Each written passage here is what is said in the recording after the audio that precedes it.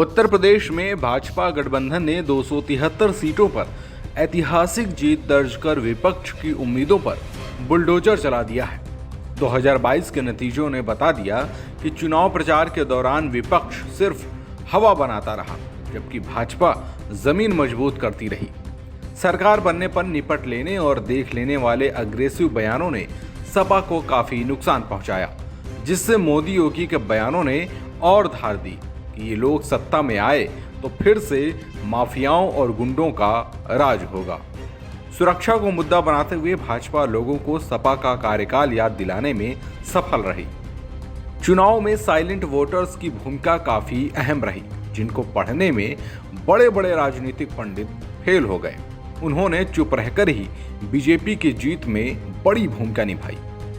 Ration यानी कि लाभार्थी और सुशासन के मुद्दे ने विपक्ष के जाति किलों को ढहा दिया। लाभार्थी वोटरों ने जाति गोलबंदी को पूरी तरह से नकारते हुए बीजेपी को वोट किया। नतीजन किसान आंदोलन, छुट्टा पशुओं की समस्या, तिकुनिया हिंसा, हाथरस कांड, बेरोजगारी, महंगाई और कोरोना काल में मौतों के विपक्ष के मुद्दे गौड़ हो गए।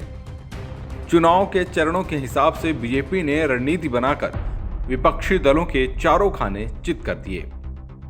पश्चिमी उत्तर प्रदेश में किसान आंदोलन को लेकर विपक्ष की ओर से सरकार के खिलाफ खड़ा किया गया हवा निराधार साबित हुआ। तमाम दावों के बावजूद मुसलमान और जाट एक मंच पर नहीं आ सके। वेस्ट यूपी की पहले और दूसरे चरण की 113 सीटों में से भाजपा ने 74 सीटों पर जीत दर्ज की, जबकि 2017 में भाजपा को 91 सीटें मिली थी। तीसरे चरण में चुनावी संग्राम रुहेलखंड, बुंदेलखंड और यादव बेल्ट के 16 जिलों में था। इस चरण में परिवारवाद, कानून व्यवस्था और आतंकवाद के मुद्दे पर भाजपा ने सपा को चौतरफा घेरा। इस चरण की 42 सीटों में जीत दर्ज कर भाजपा ने सपा को बैकफुट पर धकेल दिया।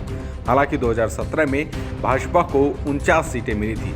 इनमें बुंदेलखंड की 16 सीटें भी शामिल हैं, जहां 2017 में बीजेपी ने सभी 19 सीटों पर कमल खिलाया था। चौथे और पांचवें चरण में लड़ाई अवध क्षेत्र में पहुंच चुकी थी। यहां बीजेपी की बढ़त अपेक्षित थी, जो मिली भी। अवध की 109 में से भाजपा ने 83 सीट पर जीत दर्ज की है, जबकि 2017 में 71 सीटें ही मिली थी। दोनों चरणों की कुल 120 में से 91 सीटों पर बीजेपी ने जीत दर्ज की।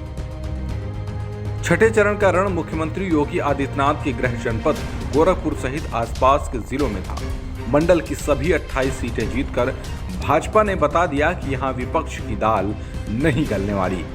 अंतिम चरण में सपा ने जोरदार प्रदर्शन किया, लेकिन तब तक देर हो चुकी थी। अंतिम दो चरणों की 111 में से बीजेपी को 66 और सपा गठबंधन को 39 सीटें मिली। खासकर 7वें चरण की 54 में से 28 सीटें समाजवादी पार्टी ने जीती। 2017 में भाजपा को इन दोनों चरणों में 86 सीटों पर जीत मिली थी।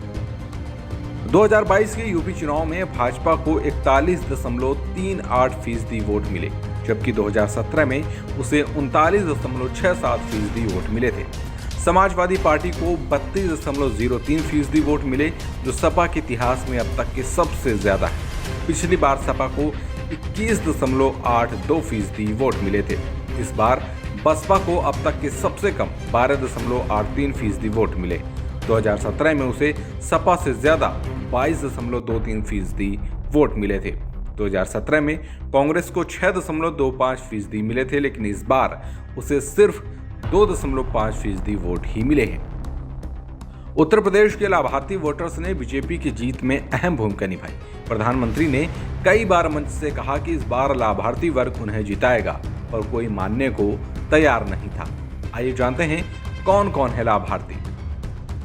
42 लाख परिवारों को पक्का मकान, 1.61 करोड़ गरीबों के घर बने शौचालय, 1.67 करोड़ को मुफ्त रसोई गैस कनेक्शन, 2.28 करोड़ लोगों को हर घर नल योजना का लाभ, 2.54 करोड़ किसानों को सम्मान निधि, 1.42 करोड़ घरों में मुफ्त बिजली, 15 करोड़ लोगों को कोरोना काल में मुफ्त राशन और 1.18 करोड़ गरीबों को 5 लाख का इलाज।